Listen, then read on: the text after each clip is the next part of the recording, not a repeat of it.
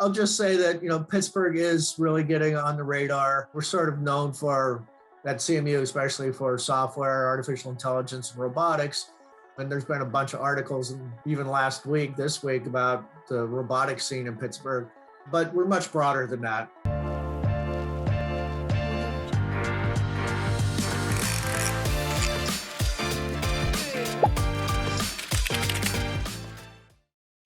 At Hatchpad, we're very passionate about getting involved with emerging tech hubs. Pittsburgh is one of these markets that has had an interesting history to it, and it seems like there's a big startup movement happening in the city.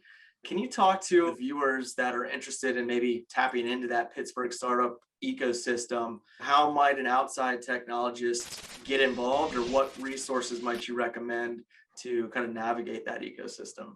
There's different sort of paths to that, I would say. For people looking for jobs, trying to find jobs in these technology companies. In the larger community, we work a lot with an economic development group called Innovation Works.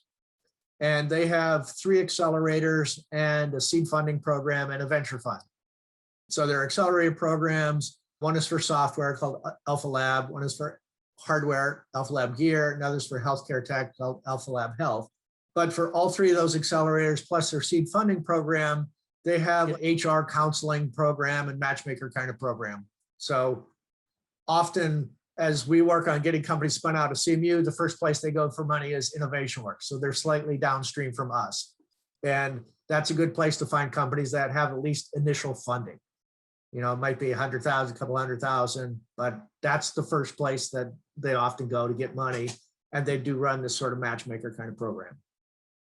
Slightly larger companies, and even up to the Fortune 500 companies, a lot of them will post job openings through the Pittsburgh Technology Council's website, where they have a career section. There are a number of other accelerators in town, so they can be good ways to find startup companies. Ascender is one. One Valley, which used to be Global Silicon Valley, GSV, is opening up a new accelerator in Pittsburgh. They're having a pitch competition. So they're another good and new way to get tapped in. For life sciences people, there's LifeX, which is affiliated with, but not exclusive to University of Pittsburgh things. They just started a new accelerator program with 8 companies coming in, multiple of them from CMU startups, but some from the community. And there are a bunch of different meetup kind of things, meetup for coders, meetup for Java, meetup for startups, just all those different kinds of programs are going on in Pittsburgh. So it's a good way to get tapped into those niche kind of communities. I'll just say that, Pittsburgh is really getting on the radar. We're sort of known for at CMU, especially for software, artificial intelligence, and robotics. And there's been a bunch of articles, and even this week, about the robotics scene in Pittsburgh. But we're much broader than that. When we look at life sciences, for example, University of Pittsburgh is one of the top NIH-funded universities. But even CMU has lots of things going on in the life sciences area, biology kind of things, chemistry things, but also medical devices and robotics. We have a lot of things going on in the energy clean tech space. I think that's going to be a big focus of infrastructure, investment kind of things.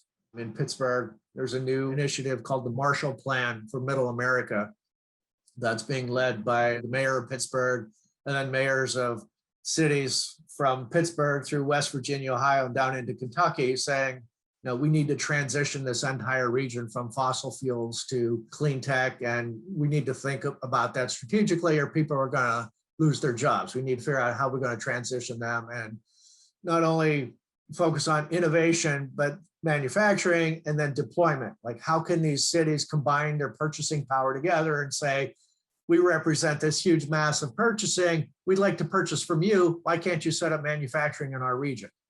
So it's sort of tying deployment, purchasing power to manufacturing and innovation in one sort of large regional initiative. That's just a couple examples of some of the innovative thinking going on in the region, and there's a land of opportunity.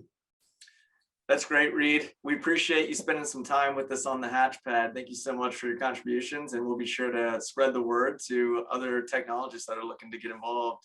All right, really appreciate the opportunity, Tim. Absolutely. If you all like this video, please give it a thumbs up and remember to subscribe for future videos like this one.